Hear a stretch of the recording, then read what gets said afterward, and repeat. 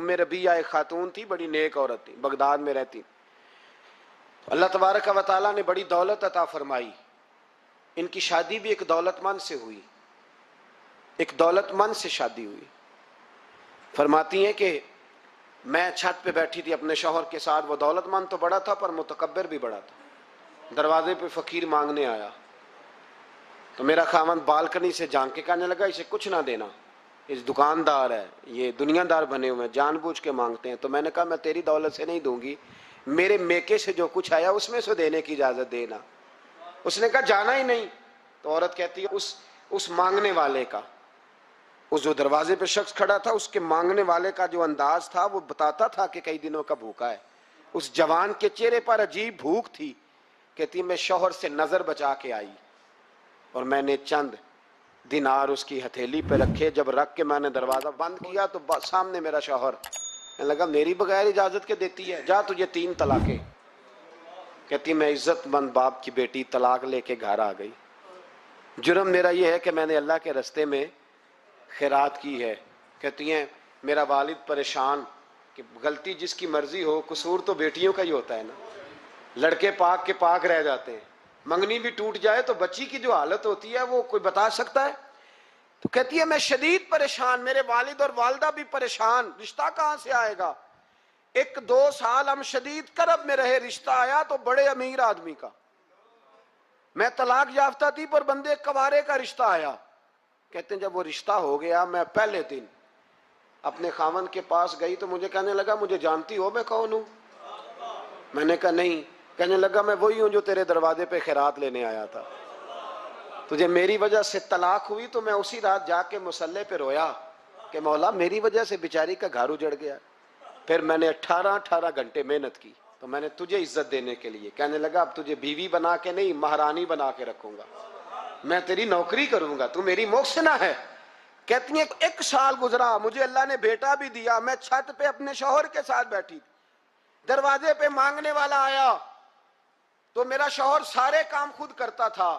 آج جب مانگنے والا آیا تو کہنے لگا جب کوئی مانگنے آیا تو نے دینے جانا ہے. کہتی ہے میں دروازے پہ مانگنے والے کو دینے گئی تو میری چیخ نکل گئی، میں دھڑام سے گری. میرا شوہر دوڑا آیا، کیا ہوا؟ کہنے لگی پتہ ہے مانگنے کون آیا؟ یہ وہی ہے جو میرا پرانا شوہر تھا. بے پرواہی ویک سجن دی جتھے کسے دی پیش نہ جاوے، انہیں تاجاں والے در در رولے. تاجاں والے تخت و تاج والے، تاجاں والے در در رولے تے منگتیاں تخت بٹھاوے. اوے سجنا کسے نو کارا مل دئی، کوئی کعبےوں خالی آوے. کہتی ہیں ام ربیہ کہ وہ شخص میرے دروازے پہ، میں رونے لگی. دولت کا تکبر کرتے ہیں لوگ. غریب دروازے پہ کھڑا ہے تو کہتے ہیں تم کماتے نہیں، مجھ سے بھیک مانگنے آ جاتے ہو. دولت کا تکبر، خبردار اس تکبر میں مبتلا نہ ہونا. لوگ تو آپ یقین کریں فتوے لیتے پھرتے ہیں، کہتے ہیں ایسے ہی جناب زکوٰۃ تو اس کی بنتی ہے جو ٹیکس نہ دے، زکوٰۃ تو اس کی بنتی ہے جس کے پاس ملازم نہ ہو. تو ایسے مولویوں نے سنو، حضرت موسیٰ کے چچا کا بیٹا تھا قارون، حضرت موسیٰ کی دعا سے دولت ملی. اتنا دولت مند ہو گیا کہ خزانوں کی چابیاں 4 اونٹ اٹھایا کرتے. حضرت موسیٰ نے کہا کہ 1000واں حصہ زکوٰۃ فرض ہوئی ہے. کتنا حصہ؟ 40واں نہیں، 1000واں حصہ. تو زکوٰۃ دے. کہنے لگا دیتا ہوں. گھر جا کے حساب کیا تو پریشان ہو گئے، اتنے پیسے دینے پڑیں گے. پریشان جب آتے ہیں تب نہیں پریشان ہوتے، اتنے آ گئے میرے پاس دینے پڑے تو کہنے لگا ہو اتنے پیسے. حضرت موسیٰ نے کہا دے. تو کہنے لگا جناب موسیٰ ویسے مہنگا نہیں بڑا آپ نے رکھا خرچہ. آپ فرمانے لگے میرا حکم نہیں، حکم میرے 40واں نہیں تھا. کون سا حصہ تھا؟ بولیے. مسلمانوں کا کتنا ہے؟ سارے صحیح دیتے ہیں زکوٰۃ؟ کہتے میں تھوڑی تھوڑی دیتا رہتا ہوں. میں سال میں نے تھوڑی تھوڑی بانٹ دی ہے. کچھ ان کو دیا جو مجھے ووٹ دیں گے، کچھ ان کو دیا جو گاہے گاہے میرے گھر کا کوئی کام کر دیں گے. میں نے بانٹ دی ہے. یہ زکوٰۃ دے رہا ہے کہ سیاست کر رہا ہے تو؟ یہ کون سا طریقہ ہے؟ یہ کون سی طبیعت ہے؟ مضمون بھیجا ایک دوست نے، ایک بچی بڑی مشکل سے میٹرک اس نے کیا ہے تو کوئی امیر آدمی ان کے گھر میں پیسے دے گیا اس رمضان پہ. اس رمضان میں حیدرآباد کے قریب किसी गांव की रहने वाली, तो बच्ची अगले दिन जाके सारा कुछ उनके घर दे आई है, सारा कुछ दे आई है। क्यों? कि वो बच्ची कहती है मैं यतीम हूं, मैं 1.5 साल की थी और मेरा भाई अभी पैदा नहीं हुआ था जब मेरा वालिद फौत हो गया, तो मेरे चचा ने धक्के दे के निकाल दिया। मेरी माँ ने बर्तन धो धो के हमें पाला और मेरी माँ ने हमें पढ़ाया, शदीद मेहनत की। तो कहती है कल एक दुनियादार आया, उसने कहा मैंने राशन देना है, जबरदस्ती हमारे घर आया, गरीबों को देना है। कहती है मेरी माँ ने कभी हमारे सामने दुख नहीं अपना खोला कि मैं बड़ी गरीब हूँ, मैंने जवानी तुम्हें, लेकिन क्या अजीब मंजर है कि उसने एक तोड़ा दिया राशन का, तो सवेरे जब मेरी अम्मा जोर के बाद काम करके आई है तो रो रही थी। मैंने पूछा अम्मा क्या हुआ, तो कहने लगी बेटे 4 अखबारों में मेरी तस्वीर लगी है, 4 अखबारों में। मुझे क्या पता उसके पास कितने मोबाइल थे, कितनी तस्वीरें खींचता रहा। तो वहां रख के कहने लगी चचा हमने बड़ी रातें बगैर पंखे के गुजारी है, कई दिन बगैर रोटी खाए गुजारे, पर हमने अपना पर्दा नहीं खोला, तो एक कांटे का थैला दे के हमारा पर्दा खोल गया। 4 अखबारों में रख अपना सामान, और सवेरे अखबार में ये खबर भी जरूर छपवा देना कि वो वापस कर गए। ये खबर भी सवेरे अखबार में जरूर छपवा देना कि वो आटे का थैला वो वापस कर गए, ये खबर छपवा देना। फिर वो बच्ची अपनी माँ की इज्जत के लिए गई और जाके प्रेस क्लब में उसने 4 अखबारों को कहा कि मैं आटा वापस कर रही हूं, अब तुम्हारी जिम्मेदारी है कि तुम लोगों को बताओ कि वो थैला आटे का। शर्म नहीं आती? मैं इज्तिमाई शादियों की मुखालफत करता रहता हूं, दिल करता है तुम्हारा कि तुम्हारी बेटी और तुम्हारा दामाद बिठाया जाए स्टेज पे और कहा जाए खैरात में इसकी शादी हो रही है, अखबारों पे तस्वीर आए। किसी गरीब की बच्ची की शादी करनी है तो बोर्ड लगवा दिया 30 इज्तिमाई शादियां। वो तमाशा है? गरीबों की बेटियां तमाशा बनाने के लिए है? अगर किसी गरीब की बच्ची की खिदमत कर दी है तो उस तरह कर जिस तरह हुसैन के बेटे इमाम ज़ैनुल आबिदीन किया करते। इमाम ज़ैनुल आबिदीन, इमाम हुसैन के बेटे, जब दुनिया सो जाती तो सैयदा का पोता अपने कंधे पर अनाज की थैली रख के गरीबों के दरवाजों पर दस्तक देने पहुंच जाता। गरीब बाहर निकल के पूछते नाम क्या है, कहने लगे मेरा नाम ना पूछो, मेरी तो मेरा दादा ड्यूटी लगा गया, मेरी तो मेरा अब्बा ड्यूटी लगा गया, ये तुम्हें तुम्हारे हिस्से का राशन है, इसे कबूल कर लो। ये उन लोगों का तरीका था। ये क्या अंदाज हुआ कि 4 अखबारों में खबर, इज्जतें लोग उछालते फिर। उसको कहा कारून को ज़कात दे, कहने लगा कोई नहीं। बल्कि उसने इल्जाम लगाया, हजरत मूसा तकरीर कर रहे थे तो एक बंदा लेके आ गया, उसके पीछे एक औरत है। कहने लगा मूसा खुतबे बड़े देते हो, पर एक बीबी कहती है कि हजरत मूसा ने तो मेरे साथ माज अल्लाह सुम्मा माज अल्लाह नकले कुफर कुफर नबाशत, मूसा ने तो मेरे साथ ज्यादती की है। हजरत मूसा अल्लाह के नबी जब इज्जतदार आदमी से आके सवाल पूछते हो तो बेचारा टूट जाता है, वो बेचारा टूट जाता है। जब लोग पूछते हैं ना ये तो खा गया फलानी शय, इज्जतदार, इसने अपनी जिंदगी बड़ी मुश्किल से काटी हो पर वकार से काटी हो, वो तड़प उठता है। हजरत मूसा बड़े जलाली थे, पर जब कारून ने औरत का इल्जाम लगाया तो रो पड़े, सजदे में सर रख के कहने लगे मौला मुझसे इतना सख्त इम्तिहान ना ले, मैंने तो सारा कुछ तेरे नाम किया हुआ है। फिर मिंबर पे बैठे बीबी से कहने लगे सच बता माजरा क्या है। जब जलाल से पूछा तो औरत तड़प उठी, कहने लगी इसने पैसे दिए थे आप पे इल्जाम लगाने। हजरत मूसा ने दुआ की, कहा या अल्लाह तू देख रहा है इसने तेरे नबी के साथ क्या किया है। जब वो गरक होने लगा ना जमीन में, जमीन फटी अंदर जाने लगा, तो कहने लगा लगता है मेरी दौलत तुम संभालोगे। तो हजरत मूसा ने कहा इसके खजाने भी साथ ही रखो। सारे खजाने सर पे रखे और खजानों समेत जमीन में गरक हो गया। इलम पढ़े दा मान न करिए मत आखी में पढ़िया, ओ जब्बार कहार कहावे मते रोड देवी दुध। तो दौलतों समेत लोग गरक हो गए। किधर गया उनका माल, किधर गया। औरंगजेब आलमगीर जाने लगे तो बेटे से कहने लगे मेरे हाथ ना कफन से बाहर निकालना, जनाजा उठे तो मेरे हाथ लटकने चाहिए। लोगों ने कहा क्यों। कहने लगे मैं लोगों को बताना चाहता हूं था मैं बादशाह पर खाली हाथ जा रहा हूं। कफन को जेब होती है तो किसके लिए पैसे जमा कर रहे हो। कब्रों में बैंक होते हैं, किसके लिए गिन के सोते हो रात को, किसके लिए। कुल्लु मन अलैहा, हर चीज फना होगी। नमाज पढ़ता हूँ तो मेरे रिस्क में बरकत भी होनी चाहिए। भाई ना बरकत होगी तो नहीं पढ़ोगे। سوال ہے، میں اب نیک کام کرتا ہوں تو لوگ میری عزت بھی کریں، تو اگر لوگ عزت نہیں کریں گے تو نیک کام چھوڑ جائیں گے؟ یہ شرطیں ہم نے لگائی ہیں، اس لیے ہم کئی دفعہ محبت نہیں کر رہے ہوتے، تجارت کر رہے ہوتے ہیں۔ تجارت، اور تجارت ٹھیک ہے، پھر اگر آپ کسی کے ساتھ تجارت کر رہے ہیں تو سامنے والا بھی تجارت ہی کر رہا ہے، پھر سودا بیچ لو، سودا خرید لو، سودا خرید لو، سودا بیچ لو، یہی کچھ ہوگا۔ حضرت ابوبکر صدیق رضی اللہ تعالیٰ عنہ نے غیر مشروط محبت کی، غیر مشروط، یعنی جو حضور نے کہہ دیا انہوں نے کہا حضور بالکل ہی ٹھیک ہے، جو سرکار دو عالم صلی اللہ تعالی علیہ وسلم نے فرما دیا عرض کی حضور آپ جو کہیں گے ہو جائے گا، کوئی لیتا نہیں، کوئی لالا نہیں، کوئی اگر نہیں، کوئی مگر نہیں، کوئی ایسے کیسے، بس جو فرما دیا ٹھیک ہے، جیسے کر دیا ٹھیک ہے، جس انداز میں بات کر دی ٹھیک ہے۔ حضور نے کہا کہ جہاد پہ چلنا ہے چلتے ہیں، اب حدیبیہ میں صلح کرنی ہے حضور ٹھیک ہے کر لیتے ہیں۔ حضرت عمر کہتے ہیں میں نے کچھ اپنے مشورے پیش کیے کہ اس طرح کر کے چلنا چاہیے، پر ابو بکر صدیق نے کہا نا بھائی جو کریم فرما دے وہی ٹھیک ہے، ہم نے نہ کبھی قطرے پہ غور کیا اور نہ دریا دیکھا، بس جہاں تیری جھلک دیکھی وہیں ڈوب گئے۔ انسان کے نا دو قسم کے پیار کرنے والے ہوتے ہیں، ایک پیار کرنے والے پروٹوکول مانگتے ہیں، ٹائم مانگتے ہیں، پیار کرتے ہیں وہ بھی، لیکن ان کا خیال ہوتا ہے کہ اس طرح کر کے اگر آپ چلیں گے تو پھر پیار ہے۔ کچھ پیار کرنے والے اس طرح کے ہوتے ہیں، وہ کہتے ہیں تو مل نہ بھی او دی فطرت ہے کہر نہ چھڈے، سجن ہو کے ویر نہ چھڈے، انہوں آکھو اسی نہیں متھے لگ دے، چلو ساڈا شہر نہ چھڈے۔ کچھ لوگ ایسے ہوتے ہیں کہتے ہیں مل نہ بھی یار کوئی عرض نہیں، لیکن اس طرح کر کہ پیار تیرے ساتھ قائم رہے گا، تو سلام لے پھر بھی تیری مرضی، رخ پھیر کے گزر جا پھر بھی تیری، غیر مشروط محبت، شرط والی نہیں۔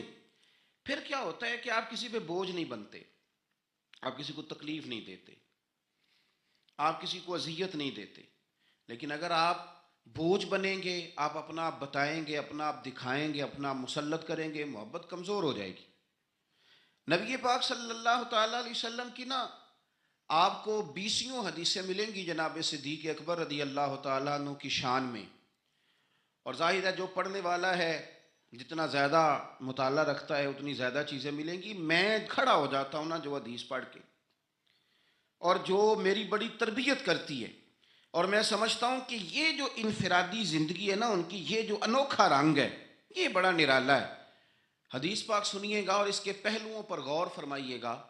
نبی پاک صلی اللہ تعالیٰ علیہ وسلم فرماتے ہیں میرے پاس جس کا بھی مال آیا نا میں نے امانت سمجھ کے خرچ کیا ہے، مال غنیمت بھی آیا ہے، حضرت عثمان غنی نے بھی مال دیا، جناب عبد الرحمن ابن عوف نے بھی مال دیا، جس بندے کا بھی مال آیا ہے نا میں نے امانت سمجھ کے خرچ کیا ہے۔ کیا لفظ ہیں، کیا حسن ہے، کیا تاثیر ہے، کیا اپنائیت ہے۔ حضور فرماتے ہیں جس کا مال آیا تو لوگوں میں نے امانت سمجھ کے خرچ کیا، پر جب ابو بکر کے پیسے آئے نا میں نے اپنے سمجھ کے خرچ کیے، یہ اپنے ہیں، ان کا کوئی مسئلہ نہیں۔ میں نے کہا کہ میں یہ نہیں کہتا کہ یہ سب سے بڑی فضیلت کی حدیث ہے، علماء کی اپنی اپنی رائے ہے، جو حدیث پاک پڑھنے والے لوگ ہیں طلباء اساتذہ ان کی اپنی، میری یہ رائے ہے کہ یہ جو جملہ ہے نا یہ والا، یعنی جس کے مال کوئی بندہ اپنا مال کہہ لے، دیکھیں نا کچھ جگہوں پہ آپ پوچھتے ہیں کہتے ہیں یار یہ ذرا ضرورت ہے مہربانی کر، اور کچھ پیسے ایسے ہوتے ہیں آپ اٹھا لیتے ہیں کہتے ہیں انہیں کچھ بھی نہیں کہنا، یہ حد ہے اپنائیت کی۔ حضرت صدیق اکبر کے بارے میں میرے کریم نے فرمایا کہ میں نے جب اس کے پیسے آئے ہیں نا تو مجھے یوں لگا یہ اس کے نہیں یہ میرے ہیں، میں نے اپنے سمجھ کے نا، اللہ کرے میں آپ کو سمجھا سکوں بات، جس کی چیزیں مدینے والے کی اپنی چیزیں کہلائیں، جس کی چیزیں حضور کی اپنی چیزیں کہلائیں۔ اب بات کو سمجھیں، حضرت ابوبکر صدیق نے غیر مشروط محبت کی، لا محدود وفاداری کی، بغیر حیل و حجت کے پیار کیا، صبح شامیں دوپہر ہر چیز کریم کے نام کر دی۔ حضرت ابوبکر صدیق رضی اللہ تعالیٰ عنہ مالدار بھی تھے، سمجھدار بھی تھے، تاجر بھی تھے، لوگ سارا کچھ دیکھ داکھ کے نہیں چلتے، نفع نقصان سوچ کر نہیں آگے بڑھتے، لیکن حضرت صدیق اکبر نے تو کوئی چیز دیکھی نہیں، کوئی چیز نہیں دیکھی، اور لوگ اس وقت آتے ہیں جب رش بڑھ جاتا ہے، شہرت عام ہو جاتی، جب لوگ دیکھتے ہیں نا کہ اب یہاں شہد بہت زیادہ ہے تو مکھیاں پھر جوش مارتی ہیں کہ پہنچنا چاہیے، لیکن جناب صدیق اکبر تو اس وقت آئے جب مار کھانے کے دن تھے، اس وقت آئے جب بڑی اذیتیں مسلمانوں کو دی جاتی تھی، اپنا مال، اپنے بچے، اپنا قبیلہ، اپنی بیٹیاں، اپنا سارا گھر، اپنا سارا خاندان، ہر چیز لا کے کریم محبوب کے قدموں میں رکھ دی، اور پھر یہ کہ حضور کی خدمت کی اس انداز میں۔ کوئی زیادہ فرق نہیں ہے، عمر بظاہر نبی پاک صلی اللہ علیہ وسلم سے 2.5-2.5 سال ان کی کم ہے، لیکن غار ثور میں جو لوگ گئے ہیں وہ جانتے ہیں کہ وہ بڑا مشکل رستہ ہے، ابھی بھی بڑا مشکل ہے، حالانکہ رستے بن گئے۔ چلیں ایک بات اور بھی کہہ لیتے ہیں، تجربے کی ہے، کہ حالانکہ رستے بن گئے، حالانکہ اس کے لیے بڑے بڑے چندے بھی اکٹھے ہو گئے، بڑے بڑے چندے۔ جتنی دفعہ مجھے کچھ موقع ملا ہے تو میں نے تو یہی دیکھا ہے، جی رستہ بن رہا ہے، آ جائیں ذرا، آپ بھی اس میں شامل ہو جائیں۔ چندے والا معاملہ بھی بڑا سپر ہے، کس کس انداز میں لوگ جمع کرتے ہیں۔ رستہ بن گیا ہے، لوگوں کے لیے آسانیاں ہو گئی ہیں، ہاتھ کے اندر بڑی بڑی روشنیاں ہیں، کھانے پینے کا رستے میں موقع ملتا ہے، آسانیاں، سہولیات ہیں۔ لیکن جناب صدیق اکبر کہتے ہیں رات کی تنہائی میں جب میں نے حضور کے مقدس قدموں میں ورم دیکھا، تکلیف دیکھی، تو میں نے کہا حضور مہربانی کریں، آپ میرے کندھے پہ نہیں آ جاتے؟ کندھے پہ اٹھایا حضور کو، پباں پار قدم نہیں جے لاؤندا تے 100 پہاڑ تے چڑھیا جاندا تے او پہ جاندا تے یار ندی دا تے اے اصلی دلدار نبی دا۔ کندھوں پہ بٹھا کے نا حضور کو تو غار میں لے گئے۔ اب ایک اور بات بھی ذرا سمجھنا، وہاں جا کے نا تو حضور کو بٹھا لیا، کہنے لگے حضور آپ ذرا ٹھہرے، میں اندر دیکھتا ہوں، کوئی چیز ہو نا کبھی، میں پہلے صفائی کر لوں، کوئی چیز تکلیف دینے والی ہو تو مجھے تکلیف دے۔ پہلے اندر گئے، صفائی کی، جھاڑ پونچھ کی، پھر حضور کو بلایا۔ ہمارے علماء نے یہاں ایک نقطہ لکھا ہے، وہ کہتے ہیں غار ثور میں پہلے جناب صدیق اکبر گئے، پھر حضور گئے۔ پھر سمجھنا بات کو، پہلے جناب صدیق اکبر گئے، پھر حضور گئے۔ اس کا مطلب ہے جہاں حضرت صدیق اکبر پہنچ جائے نا وہاں حضور بھی آ جاتے ہیں۔ تو علماء کہتے ہیں تو اپنے دل میں نا جناب صدیق اکبر کے لیے جگہ بنا، مدینے والے بھی تیرے دل کو پسند فرما لیں گے۔ جگہ بنانا جناب صدیق کے لیے، اپنے دل میں جگہ بنانا، اس شخص سے پیار کر۔ حضرت صدیق اکبر تو امت کے استاد ہیں، جس نے ادب سیکھا ہے حضور کا جناب صدیق اکبر سے سیکھا، جس نے وفاداری سیکھی اس نے جناب صدیق اکبر سے سیکھی، جس شخص نے نبی پاک علیہ الصلوۃ والسلام کی اتباع سیکھی اس نے جناب صدیق اکبر سے سیکھی۔ اپنی زندگی کو باندھ کر حضور کے قدموں میں گرا دیا، جس طرح حضور نے فرمایا، جس مقام پہ حضور نے فرمایا، جو نبی پاک نے چاہت کی، جس طرح رسول پاک صلی اللہ علیہ وسلم نے پسند فرمایا۔ کسی نے ایک دن پوچھا تھا سب سے زیادہ خوش کس دن ہوئے؟ فرمانے لگے میں حضور کو نا مکے سے مدینے لے کے جا رہا تھا، تو گرمی بڑی شدید تھی، 2-3 دفعہ میں نے دیکھا تو حضور کے چہرہ نور پہ مجھے پسینہ نظر آیا۔ اب میں ڈھونڈنے لگا کہ کوئی ٹھنڈی چیز ملے نا تو میں حضور کو پیش کروں۔ خشکی جو ہوتی ہے نا، خشکی، تو یہ تو ویسے ہی بڑی تکلیف کرتی ہے۔ خشکی اگر جسم پہ کبھی ہو جائے نا تو بندے کا کہیں جم کے بیٹھنا بڑا مشکل ہو جاتا ہے۔ خشکی جو ہو جاتی ہے، خشکی جسم پہ ہو جائے تو بڑا تنگ کرتی ہے، تو اگر کسی کے دماغ میں ہو جائے تو پھر تو بڑی خرابی کرتی ہے۔ یہاں نا لوگوں کو خشکی ہو گئی ہے دماغ میں بہت زیادہ، بڑی، اور اتنی زیادہ ہے بعض لوگوں کو کہ شاید ان کو نہلا دیں سرسوں کے تیل میں تو پھر بھی نہ ٹھیک ہو۔ خدا کے بندے سمجھتے ہی نہیں، اس شخصیت کے بارے میں لب کشائی کرتے ہو، ان کے بارے میں جن کے بارے میں میرے کریم رسول علیہ السلام نے فرمایا میرے ساتھ جس نے نیکی کی میں نے بدلہ دے دیا، ابو بکر کا بازو پکڑ کے اللہ کی بارگاہ میں لے جاؤں گا، کہوں گا یا اللہ تو ہی اسے احسانوں کے بدلے عطا فرما۔ کیا بات کرتے ہیں، اس شخص کے اتنی خشکی ہو گئی ہے دماغوں میں، سوچنا سمجھنا ہی لوگوں نے چھوڑ دیا ہے۔ حضرت سیدنا ابو بکر صدیق کہتے ہیں میں دیکھ رہا تھا گرمی بڑی شدید ہے، لوگ کہتے ہیں جی آپ حدیث پاک بیان کریں، آپ ان کا کوئی کلام سنائیں، تو میں کہا کرتا ہوں ذات سے پیار نہ ہو تو بات سے بھی نہیں ہوتا، پہلے ذات سے پیار کر لو پھر ان کی بات سے بھی پیار۔ یہ دیکھو نا جناب صدیق اکبر رضی اللہ تعالیٰ عنہ تبلیغ نہیں کر رہے اس وقت، وہ دعوت دین نہیں دے رہے، بتا کیا رہے ہیں کہ تم بار بار چہرہ دیکھتا تو حضور سید عالم صلی اللہ تعالیٰ علیہ وسلم کو نا پسینہ مبارک آ رہا تھا تو میں کوئی چھاؤں ڈھونڈنے لگا. ایک جگہ میں نے دیکھا ایک ڈھلان ہے پہاڑ کی, اس کے نیچے کچھ جگہ تھی, میں نے جا کے جلدی سے صاف کی.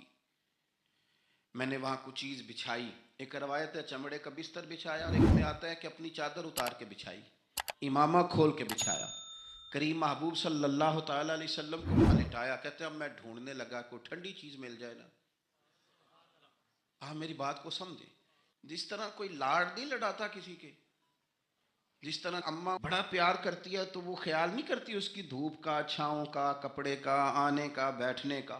وہ کسی نے کہا تھا کہ ٹوٹ جانوں میں کھلونوں کی طرح ہوتا ہے, آدمی عشق میں بچوں کی طرح ہوتا ہے. ٹوٹ جانے میں کھلونوں کی طرح ہوتا ہے, اور آدمی عشق میں بچوں کی طرح وہ ضدیں کرتا ہے, نہیں میں نے اماں کے پاس ہی جانا ہے, نہیں میں نے اماں کے پاس ہی جانا ہے, کیونکہ آدمی عشق میں بچوں کی طرح ہوتا ہے. حضرت ابوبکر صدیق رضی اللہ تعالیٰ عنہ کہتے میں ڈھونڈ رہا تھا کوئی ٹھنڈی چیز, اور پردیس کا ماحول ہے, مسافر ہیں ہم. ایک چرواہا بکریاں چرا رہا تھا, میں نے اسے کہا تھوڑا دودھ دے دو گے؟ اس نے کہا زیادہ پیسے لوں گا. میں نے کہا جتنا تیرا دل کرے لے.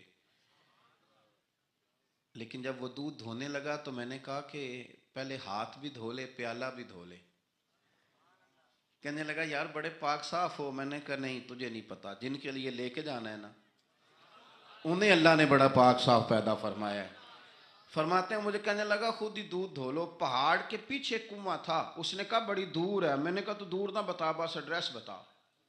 میں دوڑ کے گیا, کنویں پہ جا کے ہاتھ دھوئے, پیالہ دھویا, پانی بھرا, واپس آیا, اور پھر میں نے لا کے بکری کے تھن دھوئے, پھر میں نے دودھ دھویا, پھر میں دوبارہ گیا وہاں کنویں پہ, اس دودھ کو میں نے ٹھنڈا کیا. اب میں خرامہ خرامہ آ رہا ہوں, سارے رستے سوچتا ہوں حضور تو آرام فرمائے, اگر جگاؤں گا تو یہ ویسے سوء ادب ہے, اور اگر حضور بیدار نہیں ہوتے ظاہری طور پر تو یہ دودھ تو پھر گرم ہو جائے گا. اسی کشمکش میں گزری میری زندگی کی راتیں, کبھی پیچ و تاب راضی, کبھی سوز و ساز رومی. کہتے اسی کیفیت میں پیچ و تاب میں گزر رہا تھا, جا کے کریم کے سرانے کھڑا ہی ہوا تھا کہ حضور نے آنکھیں کھول دی. کیا لائے ہو؟ کہتے ہیں گھٹنوں کے بل بیٹھ کے جب میں نے وہ دودھ پیش کیا نا, اور حضور نے مقدس ہونٹوں کے ساتھ وہ دودھ لگایا, اور جب پہلا گھونٹ ٹھنڈے دودھ کا حضور کے مقدس حلق سے اترا تو سرکار کے چہرے پر جو میں نے روشنی اور خوشی کے آثار دیکھے, کہتے ہیں لوگوں تمہیں کیا بتاؤں, وہ تنہائی تھی, ایک میں تھا, حضور تھے. اس دن میں اتنا راضی ہوا, اتنا راضی ہوا, نہ اس سے پہلے کبھی ہوا تھا نہ اس کے بعد کبھی ہوا. نبی پاک صلی اللہ تعالیٰ علیہ وسلم کی رضا چاہنے میں جلدی کرنا, حضور سید عالم علیہ السلام کی غلامی میں رہنا, اور پھر اپنے آپ کو انہوں نے سوار لیا, اپنے آپ کو ڈھال لیا محبوب کی رضا میں. سردار تھے, اعلیٰ کپڑے پہنتے تھے, حضور کی غلامی میں آ گئے. پھر انہوں نے اس طرح کی کیفیت بنائی کہ حضور کی امت سے پیار شروع کیا. مدینے کے غریب گھروں میں کچھ یتیم بچیاں تھیں تو ان کے گھر کا دودھ بھی دھو کے آیا کرتے تھے, دودھ دھو کے دے دیتے, تم پی لو کچھ بیچ لو. جب آپ خلیفہ بن گئے تو بچیاں آئیں, کہنے لگی ابو بکر آپ پہلے آیا کرتے تھے ہمارے گھر میں کام کر جاتے تھے, اب تو آپ امیر بن گئے, ابھی بھی آئیں گے؟ تو حضرت صدیق اکبر کچھ غم تازہ تھا, حضور کے وصال ظاہری کو چند دن ہوئے تھے, آنسوؤں سے آنکھیں بھر گئیں, اور چہرہ صاف کرتے ہوئے کہنے لگے پتر پہلے تو میں اپنی مرضی سے آتا تھا, اب تو حضور کی امت نے میری ڈیوٹی لگا دی ہے, اب تو میری مدینے والے کی امت کی نوکری کرنا ڈیوٹی لگ گئی, اب تو میں ڈیوٹی سمجھ کے آؤں. عاجزی, انکساری, سادگی, تھوڑا کھانا. ہمارے ہاں نا لیول بدلتا ہے, ہمارا پھر سوچیں بدلتی ہیں. گاڑیاں بدلنے والے لوگ اپنا ذہن بھی بدلنے لگ جاتے ہیں. بہت زیادہ کپڑے تبدیل کرنا جائز ہے, لیکن بہت زیادہ دوست تبدیل کرنا کوئی اتنی اچھی بات نہیں. بہت زیادہ اچھے سے اچھے مکانوں میں چلے جانا تو درست ہے, لیکن اپنے پچھلے محلے کو بھول جانا اور وہاں بسنے والے لوگوں کو پینڈو کہہ کے طنز کرنا اور وہاں کے لوگوں پہ تنقید کرنا, یہ اخلاقی طور پر چھوٹے لوگوں کا طریقہ ہے. بڑے لوگ یہ کام نہیں کرتے, وہ اپنی اصل پہ قائم رہتے ہیں. انہیں اپنی پچھلی یادیں وقار کے ساتھ اور فخر کے ساتھ یاد رہتی ہیں، اور وہ حسین لمحات میں اپنے آپ کو محسوس کرتے ہیں جب واپس پلٹ کر کے جاتے ہیں۔ حضرت ابو بکر صدیق رضی اللہ تعالیٰ عنہ امیر المومنین بن گئے۔